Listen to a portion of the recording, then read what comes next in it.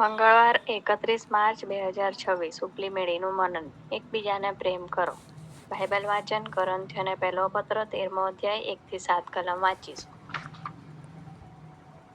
જો કે હું માણસોની તથા દૂતોની પણ ભાષાઓ બોલું, પણ મારામાં પ્રીતિ ન હોય તો રણકારો કરનાર પિત્તળ કે ચમકાર કરનાર ઝાંઝના જેવો હું થયો છું.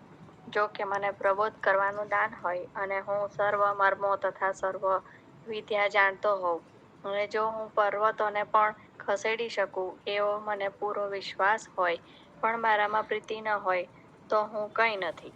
જો કે હું કંગાલોનું પોષણ કરવા સારું મારી સર્વ સંપત્તિ આપી દઉં, અને જો હું મારું શરીર અગ્નિને સોંપું પણ મારામાં પ્રીતિ ન હોય તો મને કશો લાભ નથી. પ્રીતિ સહનશીલ તથા પરોપકારી છે. પ્રીતિ અદેખાઈ કરતી નથી. પ્રીતિ આપવડાઈ કરતી નથી. ફૂલાઈ જતી નથી. અયોગ્ય રીતે વર્તતી નથી. પોતાનું જ હિત જોતી નથી. ખીજવાતી નથી. અપકારને લેખાવતી નથી. સઘળું ખમે છે. સઘળું ખરું માને છે. સઘળાની આશા રાખે છે. સઘળું સહન કરે છે. આમેન. હું તમને નવી આજ્ઞા આપું છું કે તમે એકબીજા પર પ્રેમ રાખો. જેવો મેં તમારા પર પ્રેમ રાખ્યો તેવો તમે પણ એકબીજા પર પ્રેમ રાખો. જો તમે એકબીજા પર પ્રેમ રાખો તો તેથી સર્વ માણસો જાણશે કે તમે મારા શિષ્ય છો. યોહાન 13:34-35 કલમ.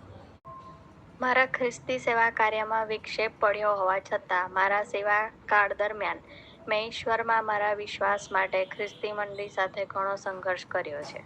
મંડળીઓમાં બનતી બાબતો મેં જોઈ છે, તેના કારણે મેં સંઘર્ષ કર્યો છે.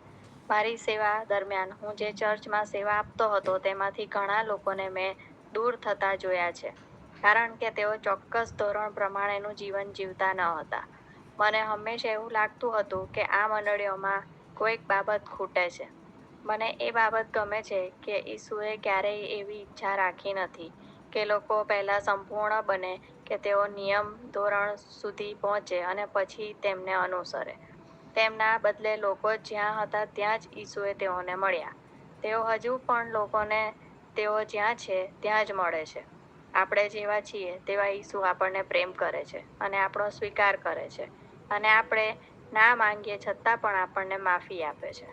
વધસ્તંભ પર ઈસુએ પોતાની બાજુમાં લટકાવેલા ગુનેગારને, કે જેણે ઈસુને ફક્ત યાદ રાખવાની વિનંતી કરી હતી, તેને માફી આપી ને પોતાનો પ્રેમ દર્શાવ્યો. તે ગુનેગાર તેને માફી આપવામાં આવે તેવી વિનંતી કરી ન હતી. તેણે તો એવું કહ્યું હતું કે તે સજાને પાત્ર છે. લુક 23મો અધ્યાય 39-43 કલમ. ઈસુ આપણી પાસે એવી આશા નથી રાખતા કે આપણે સંપૂર્ણ હોઈએ, પણ જો આપણે તેમનું અનુસરવા માંગતા હોઈએ તો જેમ તેઓ આપણને પ્રેમ કરે છે તેમ આપણે પણ બીજાઓને પ્રેમ કરીએ તેવું તેઓ આપણી પાસે આશા રાખે છે.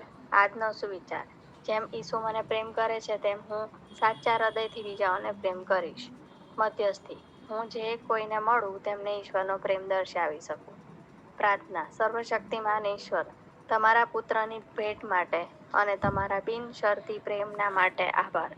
જેવી રીતે તમે અમને પ્રેમ કરો છો તે રીતે બીજાઓને અમે પ્રેમ કરીએ તેને માટે અમને હિંમત આપો. પ્રભુ ઈસુના નામમાં. આમેન.